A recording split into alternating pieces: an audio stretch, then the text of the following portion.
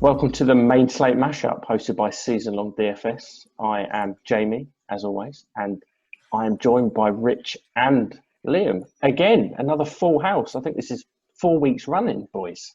How are you both doing? Yeah, not too bad. How about yourself, Jamie? Doing all right? I'm all right. I'm not too bad. I'm looking forward to Friday. I've got Friday off as my day with Isabel, so I get to just potter around the village and be a lazy dad. It's a man of leisure, aren't you? That's the thing. You know me, mate. You know me. I might take one of the Lambos out for a bit of a spin, as you know. How you doing, Rich? Good. Yeah, surviving. Coming off cold now, isn't it? It is. Just a bit. It's getting horrible. I'd hate to work outside in this weather. Oh, it'd be hideous. Yeah, I know. Can you imagine? Yeah. Awful. What kind of an idiot works outside in this weather? Yeah.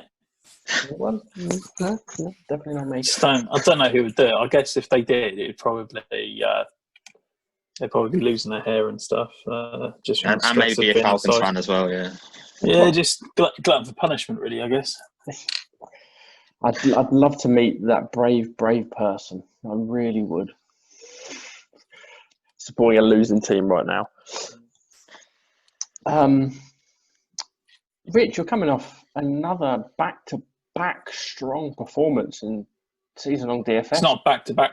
It's not back-to-back. The week before was shocking. So okay, you've sandwiched a bad score with two ridiculously good. Yes, that is true. That is what I have done. As I said to you, just swing for the fences now. I'm not really caring about a bad finish. Just try and finish strong. Rich Liam, he's showing us up. He's coming strong. I think what it is as well is I've changed my routine. So now instead of doing it, what was your routine originally, Rich? Stinker tinker. Instead of doing that on the Sunday, I'm now doing it on like a Saturday evening. So it is working. Yeah, so it's good. Good. I look forward to seeing your team this week. So do I. You don't even know what it is yet. I do. It's interesting. It's interesting. Okay. Good. Should we get on with the main slate? This is why we're here. Yeah, let's dig into it. This is why we're here. Let's go into, as per normal, as everyone knows and they watch and listen, we'll go on to our high-priced position, the players and the positions first. Let's start with quarterback. And seeing as Rich, seeing as you're on such a hot run, you can start us with a quarterback you like. Let's start with my QB. Oh, God, Aaron Rodgers. Yeah. How can you look past him as a high-priced guy? Yeah. Facing against Detroit. Defense is optional. He's just doing really well at the moment. Like, he's just really consistent. Devontae Adams is on fire as well. Shark, he'll probably be high-priced wide receiver. I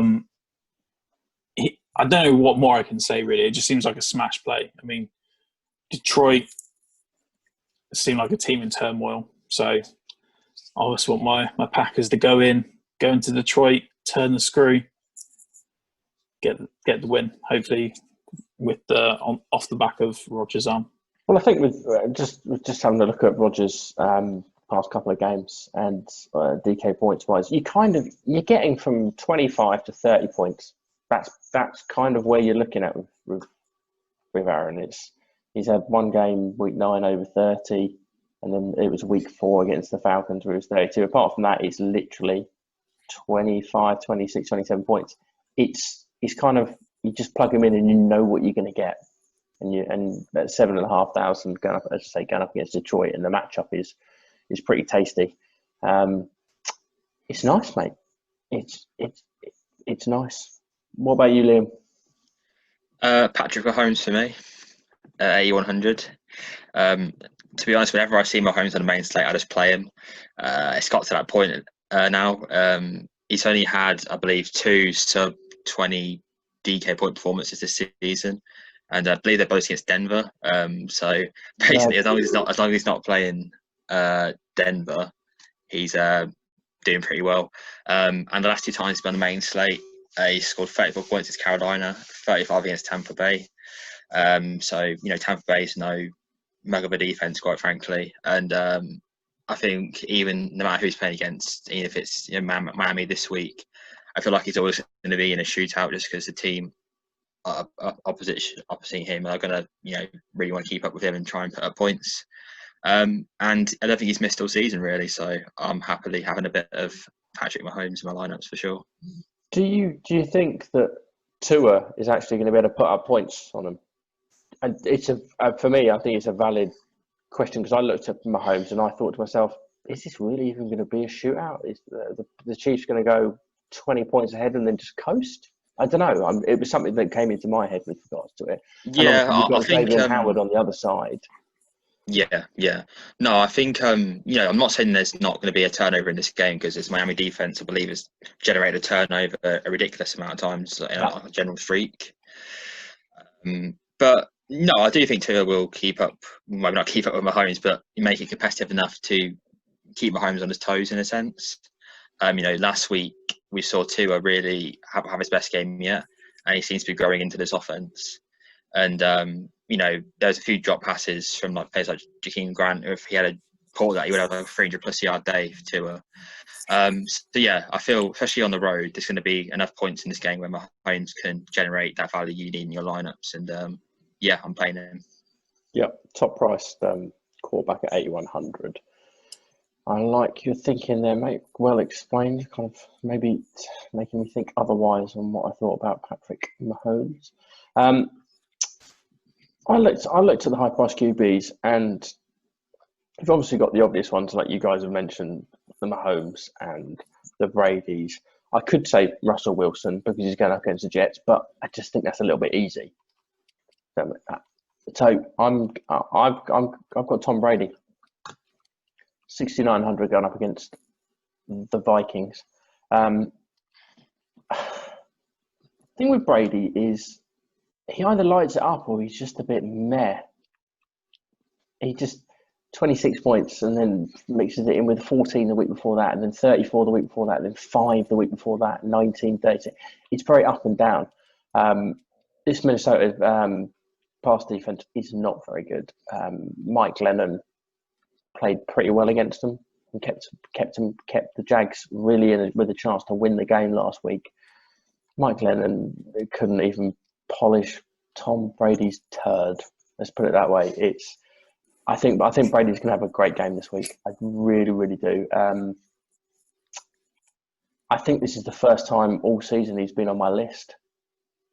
So 6,900 going against the Vikings. I'll happily plug Tom Brady into my team, and I think, you could get 30 odd points and be very happy with that. Rich, anybody else? Or should I tell you who your next one is? Because I think it's probably the most obvious one for you. Yeah, go on in. Yeah, I'll bring him up for you, shall I? Yeah, there you go. Yeah, correct. It's every week, right? Like you just can't not. Like apart from last week. Yeah, but like I know, but I feel like if you had a bit of common sense, you knew that Belichick is going to limit him anyway, so you wouldn't play him. And the Pats defense was starting to pick up and play a little bit better the last couple of weeks as well. So yeah, but unfortunately for him, this week he's playing against the Falcons, so it's all good. Yeah, I mean, if Taysom Hill looks good at the quarterback against them, then I mean they're literally the worst defense against QBs this season. So we've got to be the best at something. Right. I mean, things are like golf where the lower is better, Jamie. Just FYI. No, wrong. Wrong. Pretty sure. No, I'm pretty sure, but higher is the better in this. Just Rich, let me have it. Yeah, okay. Yeah, I think Herbert's a very solid play against the Falcons, who are garbage. Put it that way. Liam, anybody else? No, I had Mahomes and Herbert as my two. Yeah, I thought Herbert would definitely be there for you boys. I got Ryan Tannehill, 6,700. Yeah, I don't. I thought about him. I think this is a sneaky. I think this is a sneaky shootout. I really do. I thought about him, but then I just feel like Derrick Henry is just going to. They kept him to like 80 odd yards last in week 2. Derrick Henry. Yeah, but like now it's the end of the season. Exactly. It's King Henry season at the end of the day. Yeah. But Cleveland? Okay. What I tell you, right, is there's certain things you just don't mess with. T.Y. Hilton always smashes the Texans. Yep. Derrick Henry always smashes the Jaguars at the end of the season. That's just like, it's red. I totally agree on Henry's back end of the season. I just think with Tannehill, I think I think the Jags will be able to keep up with Tennessee because they're playing pretty well. And the Tennessee pass defense is fucking garbage at the moment. They haven't got a pass rush. They can't get to the quarterback. And there have been quite a few games where Henry has gone off and Tannehill has still posted a 250-2 or 250-3. You've got that kind of potential of Tannehill with some rushing yards as well. I prefer Brady over Tannehill, but I think he's a pretty safe player at 6,700 for me this week in what could be a sneaky shootout. Okay, cool. Let's go on to running backs. Liam, start us off, mate. Take a guess. He plays Tennessee. Yeah, buddy. Jeremy McNichols. Oh, close. No, Derrick Henry. Actually, as me and Rich has mentioned, it's King Henry season. So, yeah. He, December 2019, averaged 26.3 DK points. So he's got history in this time of year, basically doing well. And after his pretty poor performance, as you mentioned, Jamie, last week, he's going to have low ownership, in my opinion. People are going to be put off by him. They're going to play the CMCs of the DFS world. And I quite like him against Jacksonville this week, who have given up 29.1 DK points to the RB position per game. And as you mentioned, if it's going to be a shootout, then I think Henry's going to get a lot of the ball. So, I'll happily play a bit of Henry this week. Cool. Rich? Yeah, that is absolutely spot on. The other guy I've got is Aaron Jones. It's Detroit. No, I can't remember what they're giving up yards per carry, but I'm pretty sure it's like if you run 2 running plays and you've got first down. Pretty much. I think it's more than 5 yards they're giving up. Yeah. Per carry. I mean, if Rodgers gets up early with a score, then this is going to be Aaron Jones's game. Week 2 in particular around the goal line. So week 2 against Detroit, 18 for 168 and 2. It's not bad. Yeah, I'll take that. Yeah, I'll take that. Oh, and not forgetting the 30 receiving yards and a touchdown. So 3 touchdowns. Yeah. I mean, it's all right, isn't it? It'll do. Let's put it that way. It'll do. Yeah. I have got Henry. I thought about Jones. Yeah, I can see. I don't want to talk about CMC. I really don't. So I'm not going to. DeAndre Swift, if he plays. Yeah, that's the thing, isn't it? It's like if he plays. He's limited participant on Wednesday, today, basically. So I'd really, really want to see a full participation, maybe by Friday, ideally. But I think with Swift it's the Packers. They can't stop the run. And also, he's used in the passing game as well, which is quite important. And say in the last 4 games, he's seen 19 targets. In his last 4 games, 7, 8, 9, and 10. Week 7, 8, 9, 10. He's seen 19 targets and 15 receptions. So I think the Lions are going to be trailing, obviously, and I think Swift will see a fair few yards through the air as well. So at 6,500, I like it. I think his price is probably that because he's going up against the Packers. I think if it were anyone else after missing 3 odd weeks, it might be a bit less than 6,500. But yeah, I've got DeAndre Swift for me. Who else has got another one? I've got another one. Yep. Same price as Swift, Montgomery. Yep. That's what I was going to say. Like, just before you start on Montgomery, like, the reason why I'd kind of be okay with having Swift in my lineup is if he's then not available, you've got automatic pivot. Yeah, totally. To David Montgomery, which makes it so much easier to put him in. Like, if we mentioned Swift and the cheaper running backs, then you start getting sticky if he doesn't play, because then you're like, oh, who do I switch him in with that I'll be happy with? But sorry, I don't want to interrupt you. You continue. That's a very good point. Very good point. Yeah, I mean, I was saying to people last week that I was kind of I struggled with David Montgomery because obviously I played him previous weeks. He'd let me down, but you know, I followed my people's advice and played in cash lineups last week, and obviously he paid off. Yeah. 27.1 DK points. So you know, obviously with that production, his price has increased by 1,000, which is obviously incredible, really.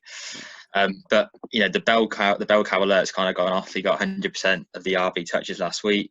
You know, Pats has been mixed in a bit, but ultimately it's Montgomery's backfield, and this is quite encouraging news to me. As you know, taking on Houston this week, who have allowed 32.8 DK points to their position. I think that's second most in the league. And yeah, it's got a nice, as we're coming to fantasy playoffs now, or maybe you're not too interested in fantasy playoffs if you're playing a bit of DFS, but either way, he's got a lovely schedule coming up. And, he's got an awesome schedule. Yeah, and he's awesome. And yeah, he's going to be a brilliant play for the last few weeks of the season. Rich, anybody else? No. That's it. That's it for me. There's one that I quite like. Monty was on my list as well. It's Chris Carson. He's going up against the Jets. It's Chris Carson. He's a great running back. This Seattle offense should absolutely dominate the Jets. They really, really should. We should leave a fair few carries and so what for Chris Carson just to run it all down. 6,900. I prefer Swift and Monty at the price, but I don't know if Chris Carson will be highly owned because I think a lot of people will think the Seahawks will just pass all over the Jets. And Carson's also he's a pretty good receiving back as well. So yeah, he's another option. I'll have one or two kind of lineups with him around. Let's go wide receiver. Rich, start us off, mate. Devontae Adams. I mentioned it briefly with Rodgers. Like, if Rodgers throws the ball 30 times a game, then Devontae Adams feels like he gets 26 of those targets. Like, it just seems as though he's the first, third, fifth read. Yeah. So if you think Rodgers is going to have a good game, which I personally do, then Adams has to have a good game. It's an expensive stack. It's a very expensive stack. But we are talking about the high-priced guys here. So even if you don't want Rodgers, but you think he has a good game, then you need to have Adams. Or vice versa. No. You get exposure to one with the other. Can't you? Totally. So. Liam? Tyler Lockett for me. 7,200. You know, there's a few, as to like trends previously, there's a few trends to follow for wide receivers as well. Play slot receivers against the Jets and play slot receivers against the Cardinals. Obviously, Tyler Lockett's taking on the Jets this week. They can't defend much in the first place. They're definitely not slot receivers. If you want a few examples of this in action, Jacoby Myers got 12 receptions, 169 yards in from the slot. And Keenan Allen did exactly the same thing. He got, I think it was 165 yards for a touchdown or something like that. And, you know, with Lockett seeing his 56.8% of his snaps from the slot, he is that slot receiver for the Seahawks. And to be honest, I'm actually expecting the Jets to keep this one competitive, roughly. I feel the Jets' offense has been better than many people thought they would be the past 2 weeks with Darnold coming back in.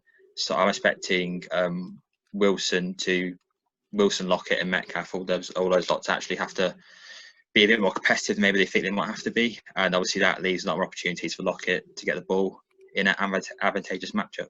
Yeah, and Lockett over the last 4 or 5 games has out targeted DK Metcalf, which I think some people would be surprised about because obviously Metcalf's had the big game, but Lockett's it's close. There's probably 5 or 6 targets in it, but I do quite like Lockett this week.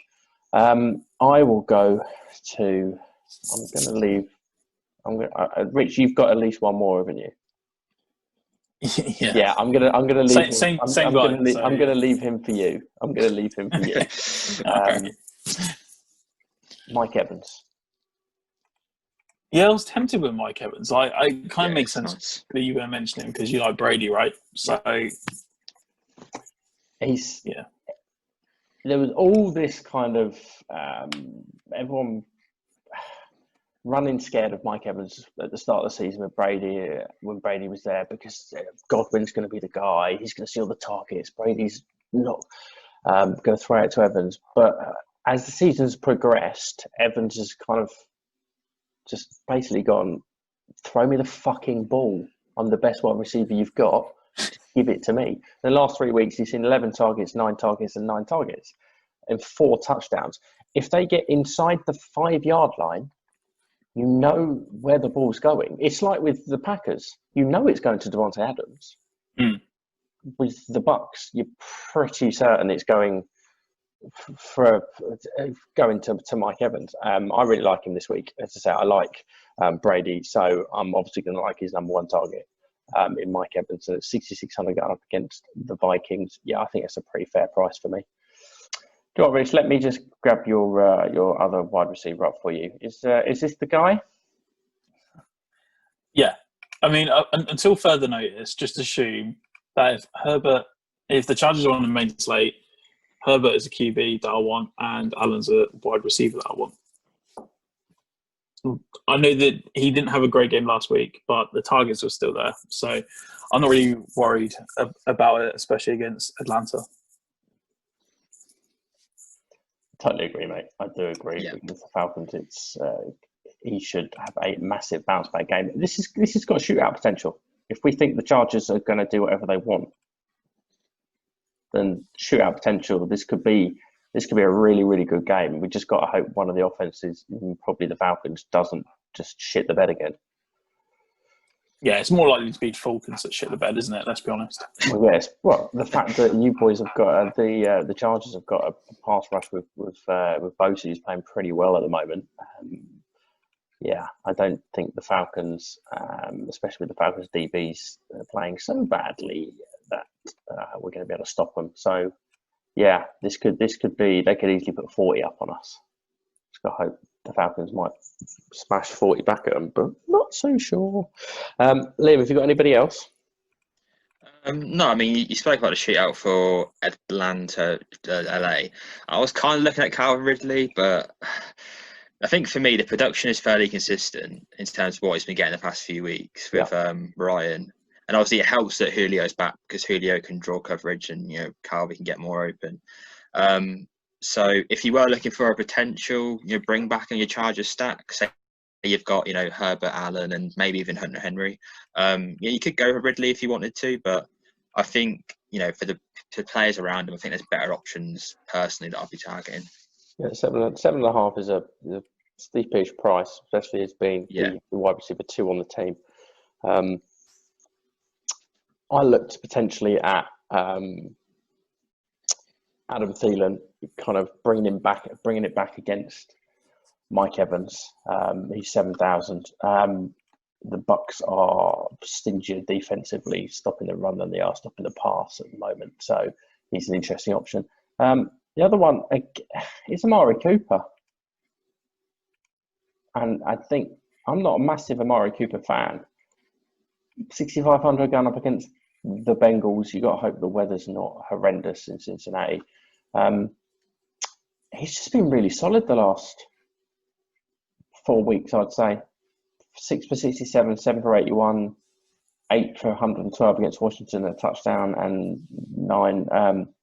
6 for 112, and then 5 for 43 and a touchdown last night against the Ravens. Dalton, a bit of a revenge game against the Bengals. Cooper is the best wide receiver on the team. He sees a lot of looks from Dalton, and the Bengals, they're not very good at the moment, are they? So yes, Cooper at 6,500 for me. He's one that I like. I think he's probably, this is the first time he's been on my list for the whole season. So yeah, it should be interesting. What are your boys' thoughts on Cooper? Yeah, I mean, I said the targets are there. Cincinnati are definitely a defense you can exploit. And the main worry is that Dalton likes to spread the ball around. Obviously, Gallup's been seeing quite a few targets recently from Dalton. So, I mean, I think for the price, when you're talking, would you rather go Mike Evans or Amari Cooper? Or both? For $100 difference. Or you could go both. Yeah, you could go both if you really wanted to. But if I was picking between the one, Evans for me, but this is the red zone upside, which I suppose Amari Cooper has been seeing, but Evans is a bit more consistent with it. Yeah, totally agree. Any more, lads, or should we go on to tight ends? That's it from me. Yeah, tight end would be quick, so okay. Let's do that. I'll start with tight end. I don't have a high price tight end I want at all. I don't want Kelsey at 7,400. I don't want Waller at 68. Hockenson at 5. No. Gronk at 4.8. There's nothing up that kind of the top end that really stands out to me, and I go, yeah, I really want him. So yeah, I'm just going to say no. Yeah, I mean, we're talking pre-recording, and I said at a push, I'd say Gronkowski, but it would have to be if I'm going a full Tampa stack, like maybe you are, Jamie, and I'm looking to get like a leverage play. I wouldn't say, I'll play Gronkowski in cash, because I don't think it's viable. No. It's a bit of a weird week tight end wise. Rich, what about you? Yeah, I'd say, I mean, it depends where we're cutting that line. Gronk is worth consideration. Hunter Henry, 44. And then like Tonyan, 4,200 as well. But it depends where you're drawing that line. So I mentioned them greatly. So like Henry going against Falcons, so I think they are now the worst in the league at defending the position. Chargers offense, we've already spoken about the volume that you'll have with Herbert. Henry hasn't seen that many targets. Last game he didn't, but up until then he was seeing a consistent-ish number. And Tonyan, again, is kind of matchup dependent because, let's be honest, outside of the top guys, you're just looking at touchdown or bust, aren't you? So yeah. There we go. That's kind of where I am with it. So those two guys have a decent shot at scoring a touchdown, which is why I'd consider having them. Yeah, I agree, mate. I agree. Let's get on to defense. Liam. Well, I mean, I think we all know where we're going. Yeah. You know where Jamie's going. Oh, you go somewhere else, are you, Rich? Yeah. I mean, I'm not personally. No, but I mean, you know where Jamie's going, right? Because yeah. As soon as I saw Jalen Hurts was starting, the Saints defense were immediately in my lineup. I seriously gone up against a rookie quarterback who isn't very good, in my opinion.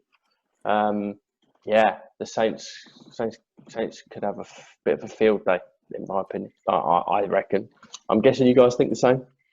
Yeah, I mean, do you reckon? Obviously, Hurts is maybe a bit more mobile than Carson Wentz. Do you think that the sack production will still be there? I think that the Saints know exactly how to defend a running quarterback because they've got one. So they don't need to prepare as much as most other teams. They've had to defend against Cam Newton for years. Yeah. As well. You can't understand Cam Newton to flipping Jalen Hurts. No, but what I'm saying is you're saying that, okay. All right. For me, but you can't. No. I wasn't meaning. I'm just saying, your point. I was just saying that if you're looking at how you're going to defend a running quarterback, they've had literally years of practice. That's what I'm saying. Yeah, but a rookie who isn't Cameron isn't great at throwing the ball either. I think he's going to get sacked. I think he'll probably throw a couple of interceptions. The Saints defense is the best defense in the league at the moment. Why would I don't understand why Doug Peterson is throwing Jalen Hurts. Maybe he doesn't like him. It was the same. Yeah, it was the same with Tua and the Chargers, right? Like, luckily he came through in the end, but it was such a bold decision to play him against Bosa and Ingram. Like, but yeah, see what happens. 3,800 going up against. I think this will be quite a. There's part of me who thinks this will be quite a popular play, but then there's part of me who thinks that it might not be. Because it's a weird kind of thing, because I think to myself, oh, loads of people will play that, so I'm not going to. And I think 3,800 is a fair price. I really do.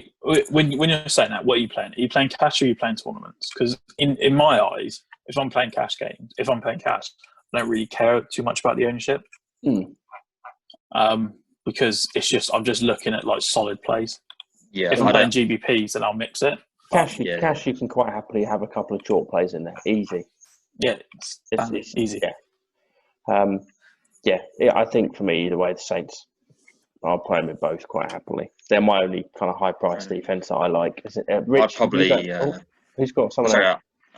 I was to say I'd stick to cash for the Saints defense personally. But no other defenses for me, but not high price anyway. No. Rich, what about you? The only one I'd maybe give mention to would be my Green Bay Packers. Seem like I mentioned them for each position. But going against Detroit, like, the offense isn't that good, and we've seen that the Packers are able to get pressure on QBs, and when you get pressure on QBs, anything can happen. That's the way I look at it. So that's fair. I'll be totally honest though, I am going to be playing the Saints, but yeah, if you have the budget and you're on like some GBP kind of play, then you can do worse than the Packers as a pivot. Yeah. Cool. Right, let's get on to mid to low price. Liam, start us off. Mid to low QBs that you like. Yeah, I mean, a bit like you, Jamie, with tight ends, high price. I was a bit meh about the whole sort of grouping of these QBs. I know exactly what you mean on this, mate. Like, I'll make an argument for Mitch Trubisky at 5,600, but I mean, the running backs are this. Mitch Trubisky, Jamie, not Jesus Christ.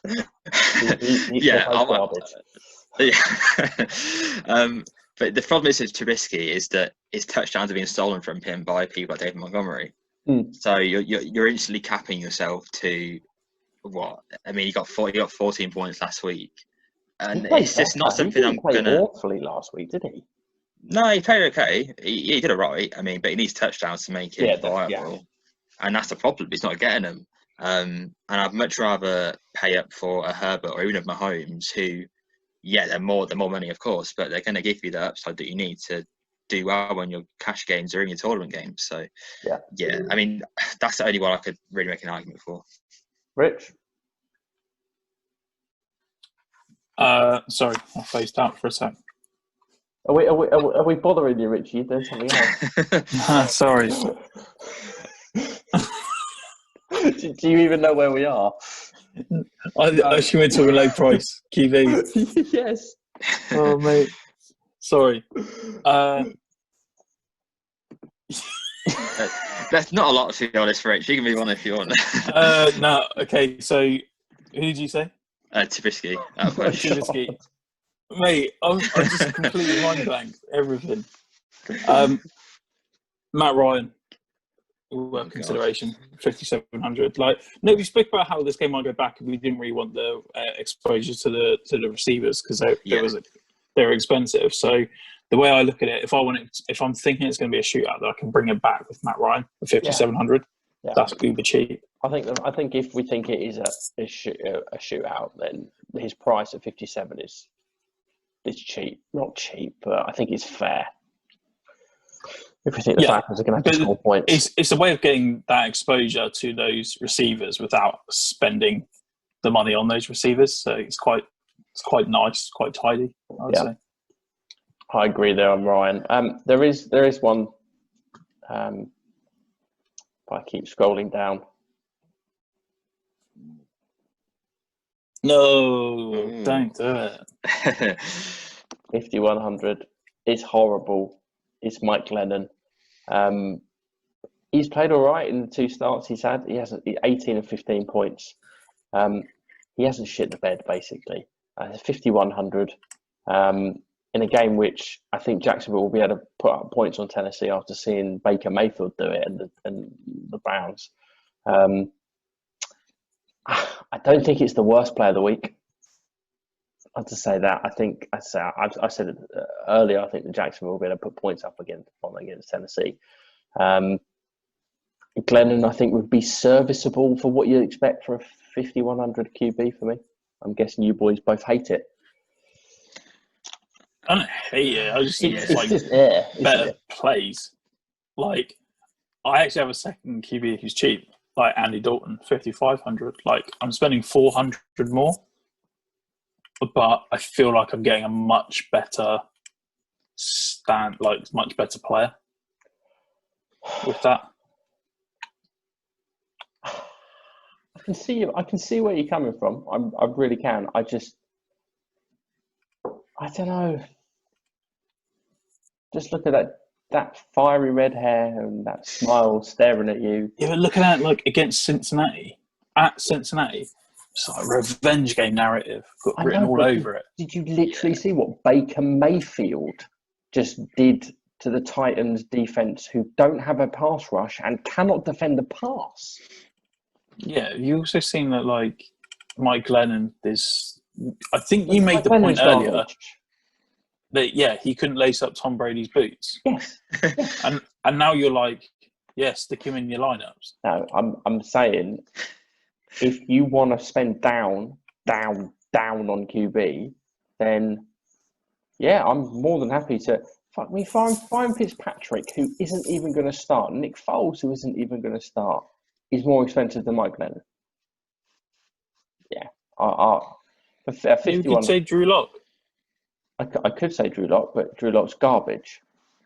Say Sam Darnold. Yeah. I don't mind Sam Darnold. The same price, aren't they, both of these boys? Darnold, he played better last week against. I'm playing Darnold over Mike Glennon. I will say that. I'm playing PJ Walker over Mike Glennon. Serious. Okay, who wants a beer bet? On what? What, Darnold over Glennon? Well, Rich, you're starting PJ Walker, so I'll have a beer bet that Mike Glennon scores more points than PJ Walker does. I'd definitely do Darnold and Glennon. Oh, fuck yeah, so will I. Yeah, no, let's do Darnold. 100%. I don't think it's going to be far. I generally don't think it's going to be far away either way. I'll chuck a beer bet on Glennon outscoring Darnold. All right, sure. I'll probably have a lineup of each of them in there just to save some money as well. So, screw it. Why not? Let's do that. I'm done. Let's hit running backs. Rich? I've always got quite a few running backs. Yeah. So, I'll start with my cheapest, Mr. Melvin Gordon, 5,200. Yeah. It's the price for me. Like, again, against Carolina, we've seen they can struggle at times against defending running backs. This Denver offense isn't good, but it's not awful. Yeah. And they're going to be given the issue that you'll have is that are all the touches going to go to Gordon, or are they going to mix it? Well, I think last week the other guys in the backfield, 15 to Gordon and 14 to Lindsay, I think. Yeah, Gordon did a lot. So that's the thing. So that kind of hurts him a little bit, but I think there'll be enough here to get along. And as I say, like, the way to beat Carolina is definitely on the ground. Yeah. So agreed. Liam? Yeah, I'll go to my cheapest as well. JD McKissick. Don't really care that he's playing San Francisco. He's 4,900 and getting 10 receptions. Even if he gets 6 or 7 receptions, he's instantly giving you a nice return on. Say if he gets 10 carries as well, then you're looking at a really nice play. Obviously, Gibson's going to be likely out for week 14 due to having him having turf toe, which is unfortunate, and that hurt me bad the other night. I had a bit of Gibson in my betting content and things like that. But yeah, I like the look of a lot of McKissick this week, and I feel it's going to be a more competitive game than people expect. McKissick actually led 74% snap count and saw the most touches out of the backfield, even with Barber there once Gibson was out. So I'm expecting him to continue that trend, and if not, get more touches than Barber. And yeah, I think if you're looking for that flex play, a bit like Gio Bernard was the other week, 10 to 15 points, I think it's very realistic for McKissick, and he's in quite a few of my lineups this week. Well, with regards to McKissick, just looking on DraftKings, it says McKissick is expected to handle the bulk of the work out of the Washington backfield Sunday against the 49ers. There you go then. This is an out. Beautiful. I think with regards to McKissick, I seem to try and target him when I think that the opposing defense is going to get to Alex Smith fairly quickly for dump out passes, basically.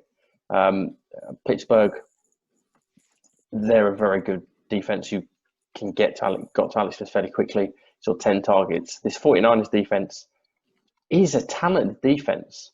Yes, they came up against Josh Allen and the Bills, and Josh Allen looked fantastic. But I think they'll be able to get to Smith this week as well. So the theory on McKissick maybe seeing a fair amount of receiving work as well is positive. So no, I quite like that, mate. I do like that. I didn't have him on my list. I did not have him on my list. I'll go to my cheapest, shall I? My only Falcon. Yeah. I saw him at this price and I was surprised. Yeah. 4,800. Yeah, I considered it. The issue I have is his knee. I know, but you can run on the Chargers. Can Gurley run? You can run on the Charger, which means you're going to get near the goal line. If you get near the goal line, he's getting the ball. I think you're kind of hoping for touchdowns. I don't think he probably can. He couldn't. He hasn't been able to run for a while, mate. He's still got a contract. I saw briefly on Red Zone, and it immediately worried me. It was like Gurley came in for a snap, I think, towards the goal line, and then he took the snap, and then he went off the next play for I think it was Brian Hill. Was he resting? And he was like kind of limping off, and I was like, "You could just come on for one snap." That is not a good sign to be limping off. Like he had totally 8 carries. I do think as well. Do you know what I found funny was something popped up on my Twitter. It was some NFL Twitter handle or something saying Dirk Cotter says Todd Gurley has a slight issue with his knee.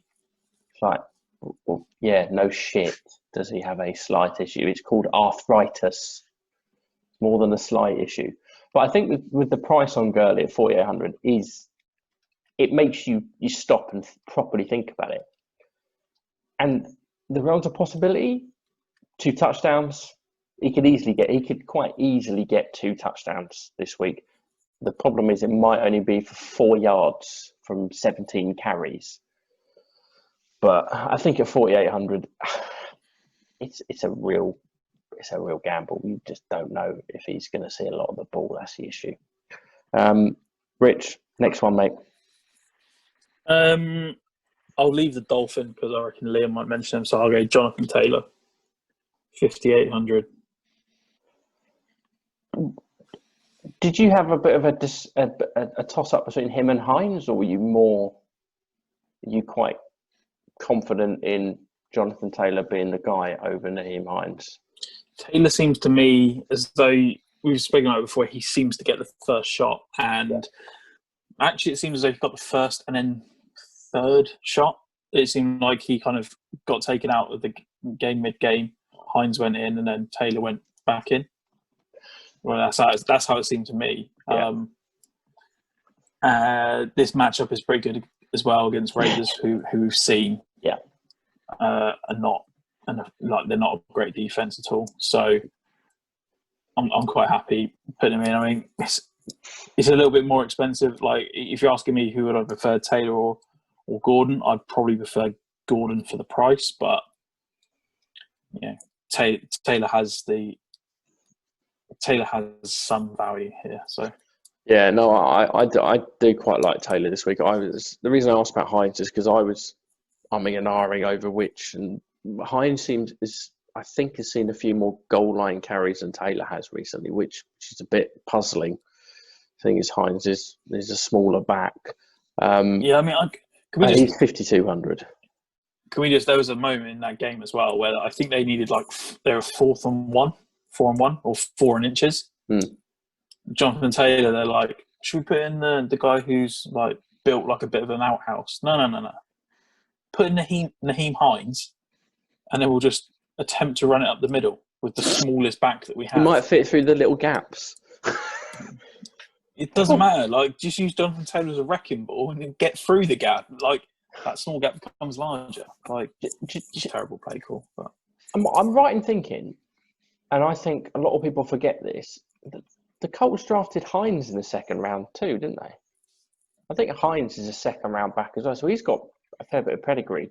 I think both of them could do pretty well because they're both being used out of the passing game. They're both seeing a fair amount of rushing attempts. I think with Taylor, it feels to me like they're trying to do the Ingram Kamara thing. Yeah. I just checked as well. Fact check. Naheem Hines was 4th round pick. Why do I think second? I don't know. God Too knows. much time out in the cold, Jamie. That's what it is. Freezing my brain, mate. Freezing my brain. But no, I can see where you're coming from with regards to the kind of Ingram, how the Saints had Ingram and Kamara. I don't think it's a bad option. It's not great for fantasy, but for the team, I think it's pretty good. Yeah. Liam, who have you got? Yeah, I like Taylor too, but as Rich mentioned, I like Gaskin as much. He came back last week and lucky he didn't miss a beat, really.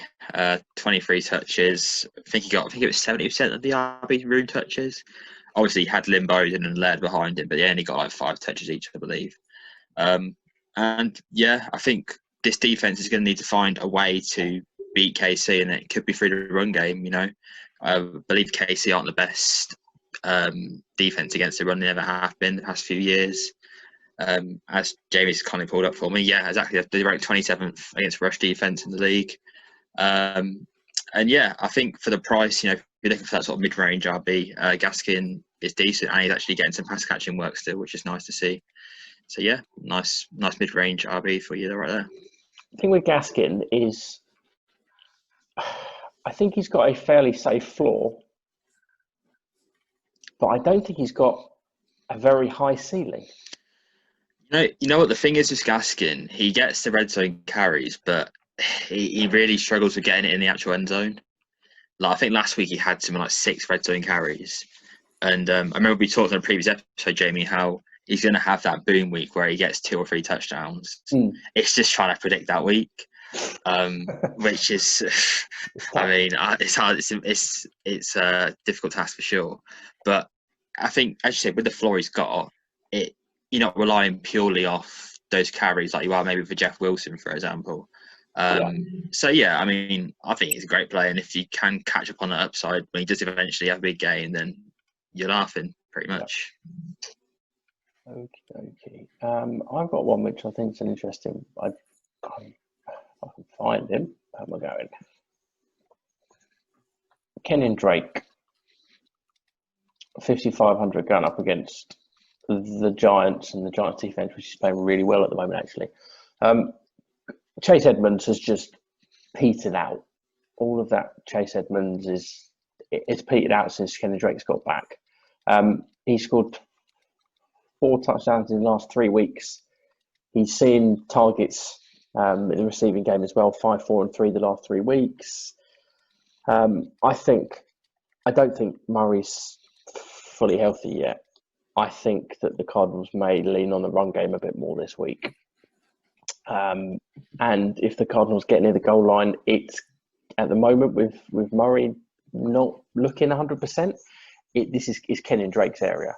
He gets the ball, he's going to pound it in. 5,500 going against the Giants. who they're not.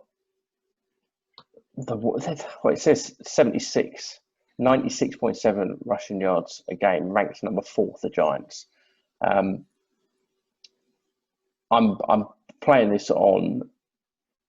I expect Drake to have a couple of touchdowns and see 15 to 20 touches. If I'm getting 15 to 20 touches from a goal line back and someone who's got the explosiveness to break off a big run, I'm more than happy to take a punt on Kenny Drake. I don't think he'll be very highly owned either this week. So that's for me, that's a bit of a contrarian play. Any thoughts on Drake or anybody else? Not for myself, no, not really. I'm good. Cool. Let's hit wide receiver. Rich, what have we got? I'm going to start with most expensive here. So, Jameson Crowder. 5,400 against Seattle. The secondary has been getting better in recent weeks, it seems, but still not great. And Crowder seemed like Perriman was the guy, and now it seems like it's back to being Crowder. So we'll see. No doubt it will probably be Denzel Mims this week, just to really or Jeff Smith. As I said, Denzel Mims. It's just the price. I mean, his PPI is still getting targets. I think it's difficult to look. I think he'll hit value. Yeah, there you go. That's what I'm saying. Cool. Liam. Denzel Mims. It's just that simple. Admittedly, he's got I think he's got a personal issue that Gaze just said something like he might put his situation regarding playing on Sunday might be in doubt, but until we get that news, big got issue he's playing, and when he has played, he's been pretty good. He's had 7 to 8 targets most weeks, and as Richard mentioned, taking on Seahawks. Pretty bad defense. It's wide receivers. I don't know if anyone's heard. Maybe. Yeah, I have heard that. So play Mims. If Mims just missed, then Crowder's great. Perryman's great. I'm happy to play most Jets wide receivers this week, to be honest. Cool. So Rich, you have gone for Jamison Crowder. Liam, you have gone for Denzel Mims. And you're going for Perryman. I'm going back to the well for Rashard Perryman. Last week was a massive disappointment. A massive disappointment. But I think what Rich has said for Crowder, what Liam has said for Mims, is exactly the same as what I would say for Rashard Perryman. And 3,100, I think they're fair. All three of them are fairly cheap. Mims and Perriman being the cheaper two. But I think it'll be tough to decide between which one of them, but we know one of them is probably going to go off, don't we? One has to. So which one? One has to. Exactly. Rich, who else have you got? Jeff Smith?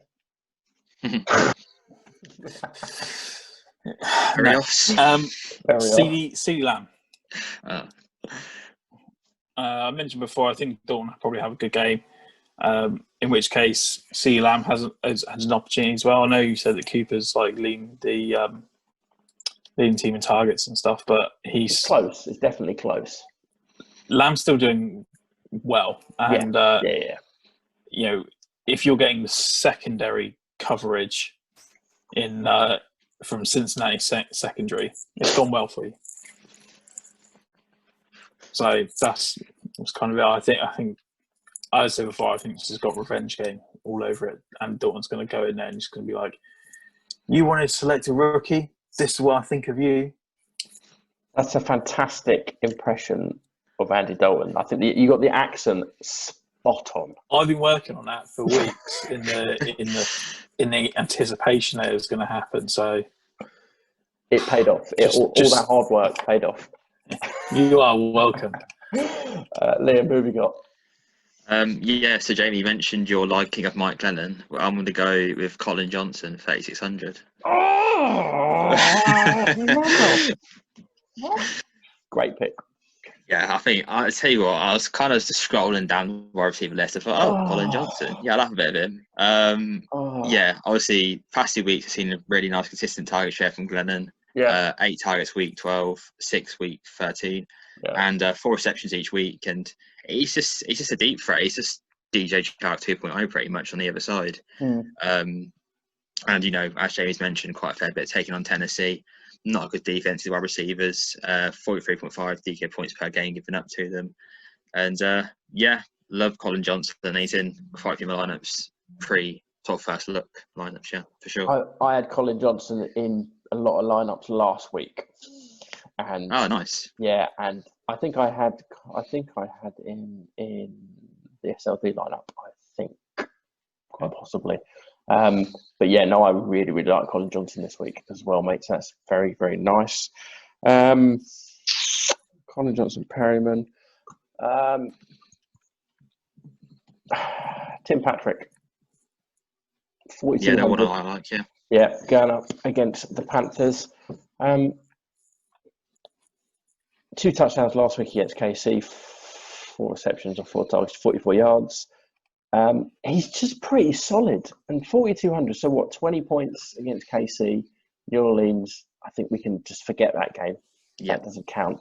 Against Miami, he was 5 receptions, 119, 19 points. Las Vegas, 4 receptions for 61, 10 points, 12 points, 17 points. He seems to be a bit of a favourite for Drew Lock. Drew Lock's not great, don't get me wrong, but sometimes he throws accurate pass and sometimes it works out for him. But yeah, no, Tim Patrick's been a favourite of mine for a couple of years in fantasy. I've been waiting, sitting on my bench, waiting for a breakout, and boom, here it is. Same with Jeff Smith, right? Yeah, Jeff Smith was a fling, and I've thrown his number away, so he's no longer all about Tim Patrick. It's all about Tim Patrick. Yeah, 4,200. I really like him this week. Rich, who else have you got? Proper bargain basement. Mooney, 3,500. Yep. You know, for someone who's that cheap, he seems to be somewhat part of the offense, and 3,500 means you can do a lot of other things that are, you know, fun. Like we spoke about some guys that were high priced at running back, like, you know, Derrick Henry, and in spending down here at receiver, you get the opportunity to do that while still having a guy who can be serviceable. Yeah. So Mashup's good as well. So let's go. Like it. Liam. I'm done for our receivers. I had to have Patrick, Mims, and Colin Johnson. Cool. Rich, do you have any more? No, I'm good. Okay. I've got. I really, really want to say T.Y. Hilton because the last 2 weeks he's played he's done pretty well. I know, as you say, he always goes off against the Texans.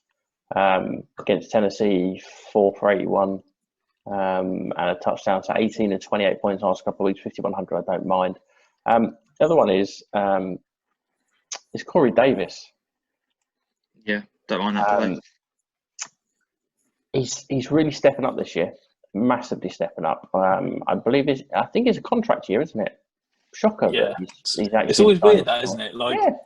I need to play for next year. Turn it on now, boys. Yeah, his whole career up to this season was unbelievably disappointing. But last week against Cleveland, 11 receptions, 182, and a touchdown. Yes, they were literally just flinging the ball all over the place, but he's becoming a bit of a very safe pair of hands for Ryan Tannehill. And see, I wonder if Corey Davis, like, wider, that maybe he's just like one of those guys who he isn't the alpha, but he's a really good beta. I know. Is he kind of like similar to Juju? Yeah, that kind of idea. Yeah, but he's a number. He's a very good number 2. He's just not a number 1. Yeah. And with this game, as I've said a few times, I think Jacksonville will be able to keep up with Tennessee points-wise. I think with me liking Ryan Tannehill this week as well. I don't mind Corey Davis 5,700. Let's go on to tight end. Seeing as we were very sparse on tight ends in the high price that we quite liked, I'm guessing there might be a few in the mid to low. Liam, start us off, mate. Yeah, one guy for me, Cole Kmet, 2,900. Played a bit of him last week, and he repaid me quite handsomely with a touchdown. And since Trubisky's introduction back as the starting QB, Jimmy Graham's basically become obsolete, and Cole Kmet is the guy now. He's seen all the routes, and his snap count's only increased. 79% snap count in week 12, and now up to the astronomical 95.3% in week 13. And as I mentioned, 33 routes run in each of those weeks. So yeah, that tends to be a key thing you look at when you look at tight ends. You want to see them running routes rather than blocking. And yeah, he's playing Houston. They're not a great defense against tight end. And as well as that, they're giving up an average of 270 passing yards per game up. So there's always room there for Kmet to get production, especially if, maybe Anthony Miller or if a Darnell Mooney's going downfield, Kmet's opening at the field in the middle. And at this price, I like him a lot. He's just not priced up high enough for me. Rich, any follow-up on Cole Kmet? Do you quite like him this week? I quite like him for the price. I mean, if he catches a touchdown, as Liam was saying, he's getting those targets, then he's straight away just smashed value. Because you're talking, it's going to be one reception and a touchdown, so you're talking 7.1 points at a minimum. Yeah. So straight away he's he's kind of like smashed what you need him for. Yeah. My guy, similar kind of idea with red zone targets is Jordan Reed, 3,500. Yeah, I will grab Jordan Reed up. So he's become like a somewhat reliable, and that seems really weird to say for Jordan Reed, but a reliable part of this offense. Yeah, he's seeing a decent number of targets, and we've seen before, like, John Reed is a little bit of an animal when it comes to the red zone. He's not really shown that this season, but we've seen his time in Washington, like, he can score like 2-3 touchdowns in a game. And this matchup against Washington, I'm kind of like, I'm not kind of going with the revenge game narrative here. I'm just going with the knowledge that you can't really defeat them with wide receivers, but tight end, they're really vulnerable. Yeah. So that just spells to me smash play. You saw what the Steelers did. They targeted Eric Ebron 11 times against them. Yeah. Against Washington. So, I think they can be exploited. Rich, you've already mentioned about Bobby Tonyan. He was 4,200. I've got two. I'm not going to say one guy because I might leave that to Rich. Have you got another one, Rich, after this? I do have another one. I think I'm going to leave him to you. Okay, this is interesting. It's Tyler Eifert for me, 3,100 for the Jags. Since Glennon's come in, I think last week he targeted the tight ends 13 times. It was 6 of the targets going to Eifert. He had 6 for 45 for 10 points last week against Minnesota. Against Cleveland, he was 3 for 16 at a touchdown. Eifert, when he's a very, very, he's a good tight end. Injury absolutely screwed him over. It's nice to see him getting back into kind of showing what he can do, really. And since Glenn's come in, he's been targeted, let's say, 5, 4, and 6 times. So at 3,100, again, you're kind of looking for a touchdown, but he's also seeing a fair amount of targets. So if you can get, 4 receptions for 40-odd yards and a touchdown, you'll be incredibly happy for 3,100. Rich, can I guess who the other one is? You can give it a go, yeah. Why not? Is it your boy? No. Oh my word. Okay, well, I will just say this is my other guy, Logan Thomas. He's last couple of weeks 2 touchdowns. 4 receptions, 20 yards against Dallas, 9 receptions with 98 against Pittsburgh. He played really well against the Steelers. And I think Alex Smith might lean heavily on him again this week with the 49ers defense coming up on top of him. Rich, who is it then? I actually have 2 more. I'm going to go Schultz. Oh, damn it. I knew you were going to say him after. How did I not properly think about that? Andy Dalton. Love.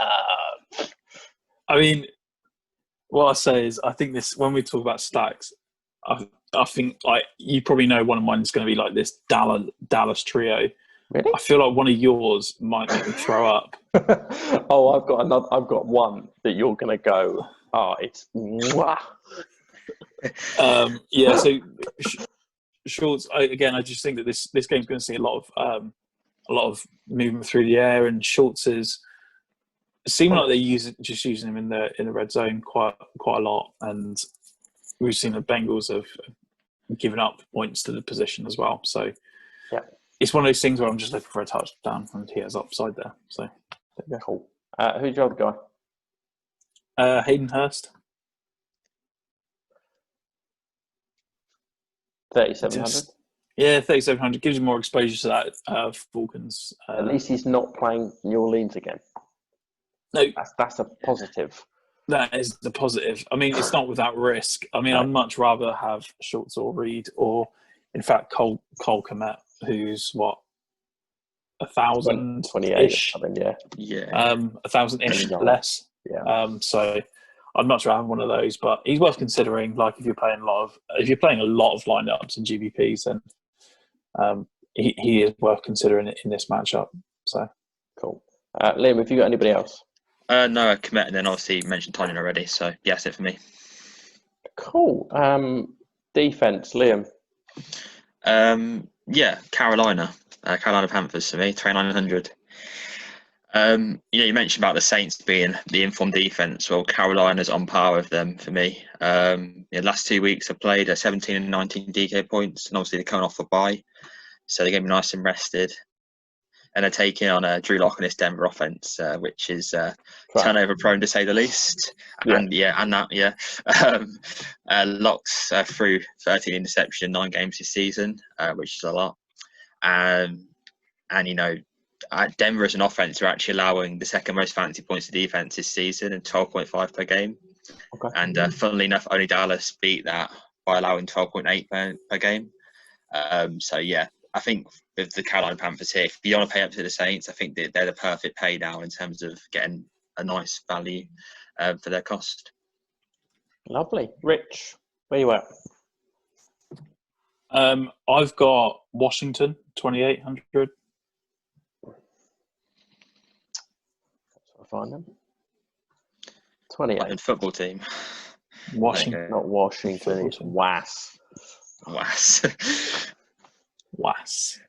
Yeah, San Francisco's offense has been hot and cold, which means that there's the opportunity to have a low points total. We've seen this defense is also able to put pressure on the pocket.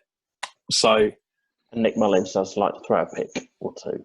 Nick Mullins struggles under pressure as well. Yeah. So it's why I kind of like it. 2,800, decent. Cool. I have got the Seahawks. Yeah, nice. Like it. Sam Darnold has occasionally seen ghosts. I think the Seahawks defense is just going to come after him. They're going to.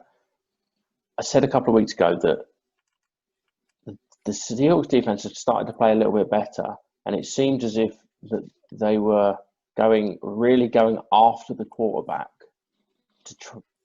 to not give them as much time to torch their secondary. So what they saw, they had 2 sacks against the Giants last week in Colt McCoy, which wasn't great. 6 against Philadelphia, 3 against Arizona, 3 against the Rams. I think it's pretty solid. You're getting 9 points, 9 points, 5, 5, 3 and a 7 in the last 6 odd weeks. Going up against the Jets, we all know they're not a great team. Sam Darnold can throw the odd wayward pass and can see ghosts. So yeah, I quite like him at 3,000.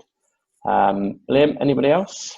No, I mean, you guys know I usually target the defense going against Seattle, but the New York Jets defense is not someone I'm looking to play.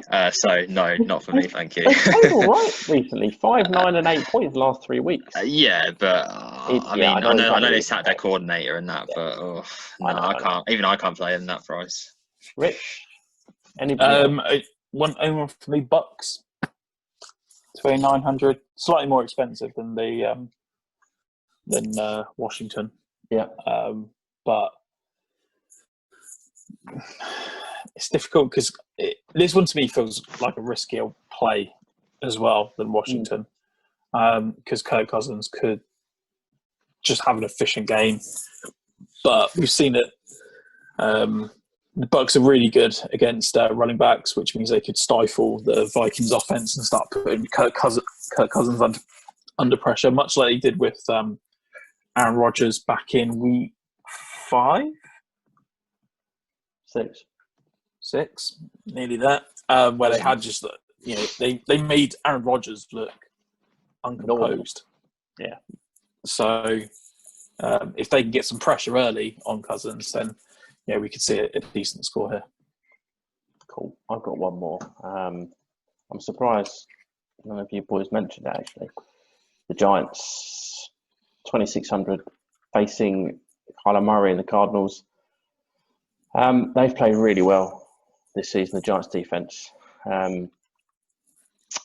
Obviously, they played brilliantly against Seattle and Russell Wilson. And they're going up now against Kyler Murray, who is potentially not 100%, isn't as good as Russell Wilson throwing the ball. If he's not 100%, he's probably not going to rush as much as he normally does. I think 2,600 price-wise is, if you want to pay down, I really, really quite like the Giants this week. Cool. Anybody else? That's it from me. Done. Lovely jubbly. Shall we scoot on to our stacks? Yes, Rich, start us off with the most obvious stack for you, please. I'm not going to mention Herbert and Allen, so we'll just skip past that.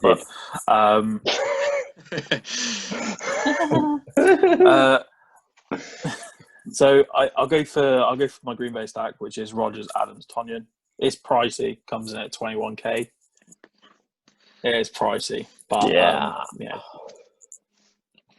I'm gonna have at least one GBP lineup where I'm playing that. Yeah, I think that's pretty safe, mate. I think that's pretty safe to do that. Liam, what about you, mate? Mahomes and Hill. Tyreek Hill speaks for himself, and I don't think he'll be shadowed by Xavier Howard at all. I think he'll be all over the place, and he's a big player. Mahomes is a big player, so I like them both this week. Well, Hill missed practice today with an illness, apparently, not COVID related, so he'll be fine. He should be fine. I've got Brady and Evans. Comes to 13,500.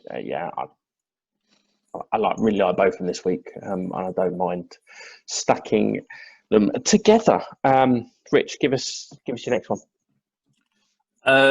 Next one is the Cowboy stack. So Dalton, Lamb, and Schultz comes in at 13,800, which is tasty. Reasonable. Nice. Yeah, very reasonable. Liam, what about you? I mean, it wasn't to be CMC in the Panthers defense, but I think Liam just loves being different, doesn't he? He's always I'm not going traditional stack, I'm going running back DST. But I was reading about CMC now. Apparently, he's dealing with an injury. Oh, for fuck's sake! How can he be injured again? He's just come back from one. Just sit him out for the rest of the season. So if he plays CMC in the Panthers defense, for now, yeah, and if not, I'll tweet out a second one, and then we'll go with that. Okay. My second stack is, as Rich said, will make him vomit quite easily.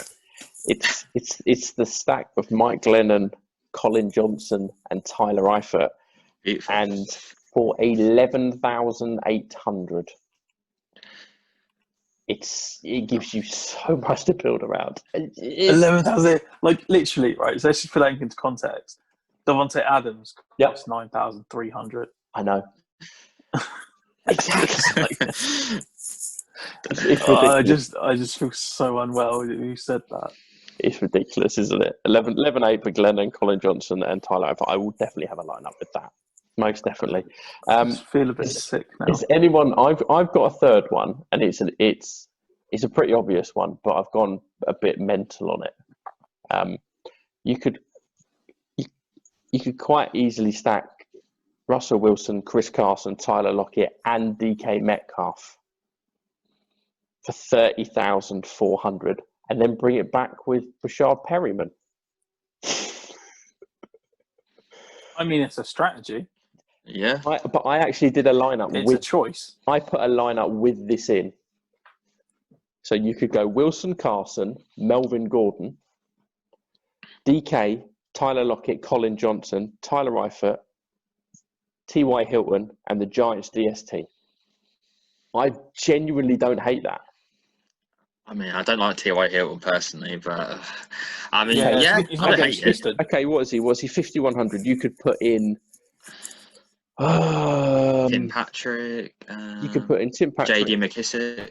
Yeah, but do you know what I mean? You could quite easily. You literally could just fill your boots up with the Seahawks.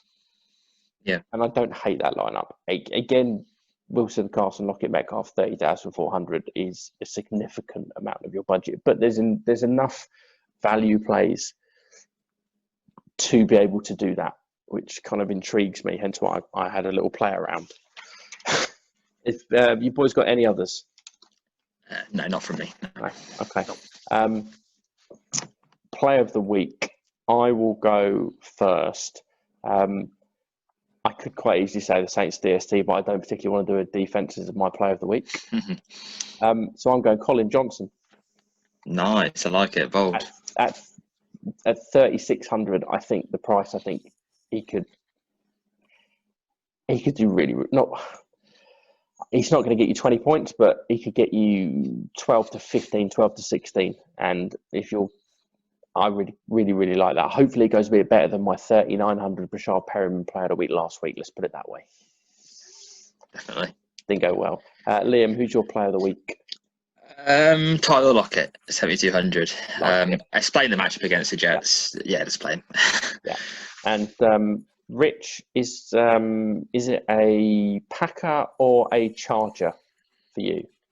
It's a Tennessee running back. Derrick Henry. Nice. Obviously, I like that. Yeah.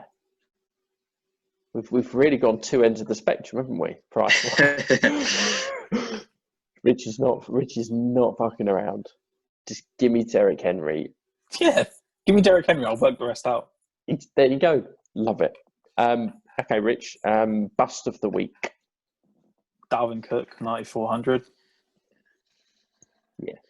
I mentioned it when I was talking about defenses. Like the Bucks stifle running backs, and 9,400 is a lot to be spending on. Yeah. Someone who, even as talented as Dalvin Cook is it's going to be a struggle. Yeah. Liam? DeAndre Hopkins. I believe Second week running, he's going to be in the bust of the week. Yeah. He's up against Bradbury, right? He's going to be shadowing him. And Jamie, you were talking about the Giants defense just now. I can't see him doing too much, especially for Kyler being not 100%. Yeah.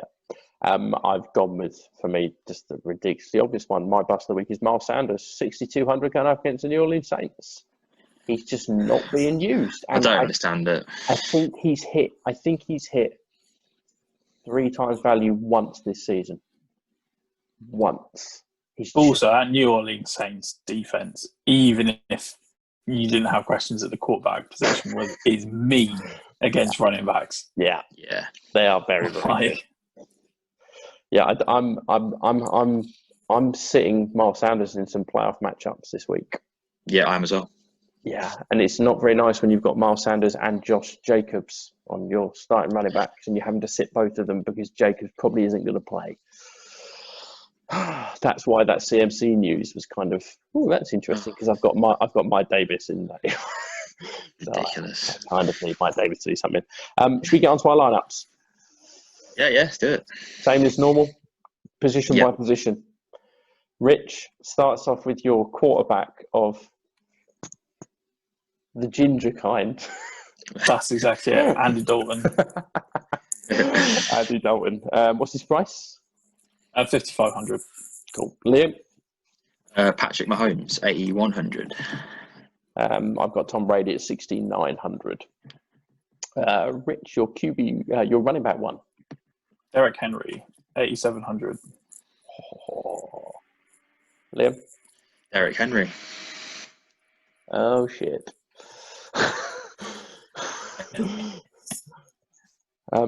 My running back one is David Montgomery, 6,500.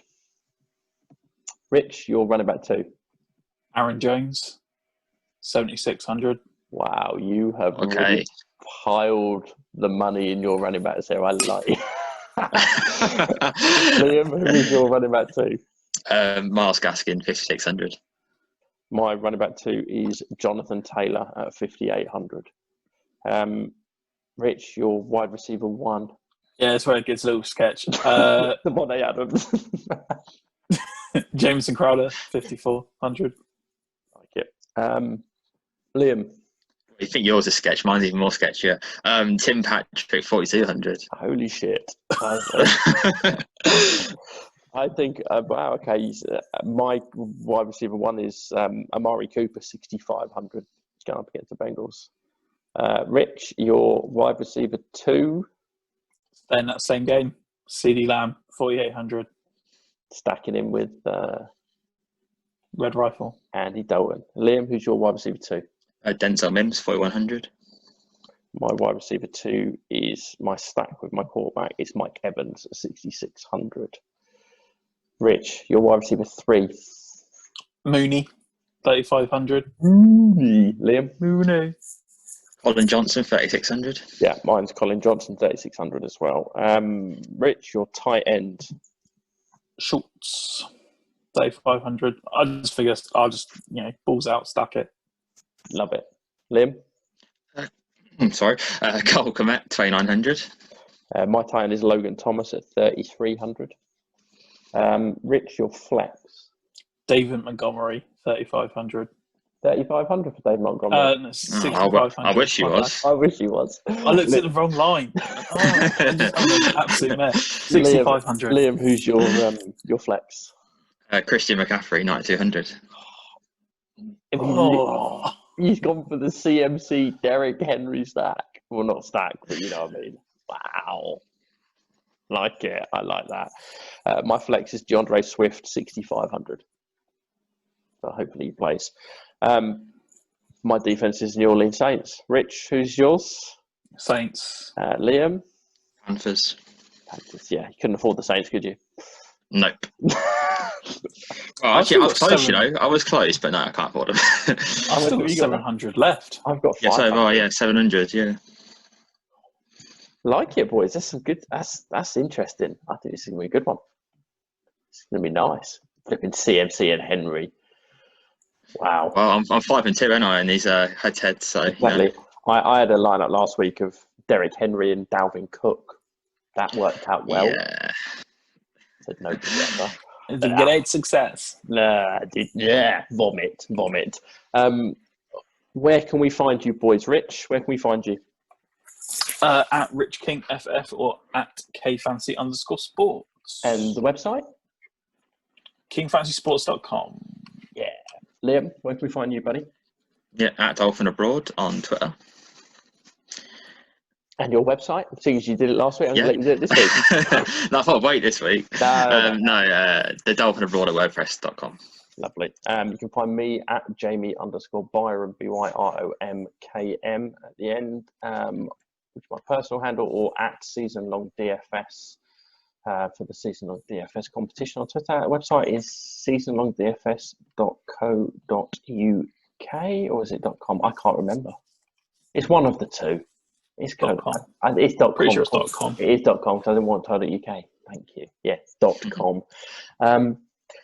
Thank you for joining me this week, boys. It was a pleasure as per normal. And I hope you have a good DFS week. And are you in many playoffs in your fantasy leagues? Yeah, in a few. The Warrior Bowl playoffs, which is nice. Didn't make UKFL, unfortunately, or like Scottish Bowl, things like that. But yeah. If you didn't make the UKFL one, do you want me I can just put you in now. That'd be great. It'll just run out of spreadsheet on my Just pause the recording, Jamie. Yeah, we'll sort it out now. Me out. It's fine. Rich, are you in many fantasy? Yeah, don't worry about it, man. I've got mixed bag. So I'm in more playoffs than I'm not. I made the UKFL playoffs, highest scorer. Nice. Awful record though. I think it was 6 and 7. Of course you did. Yeah. I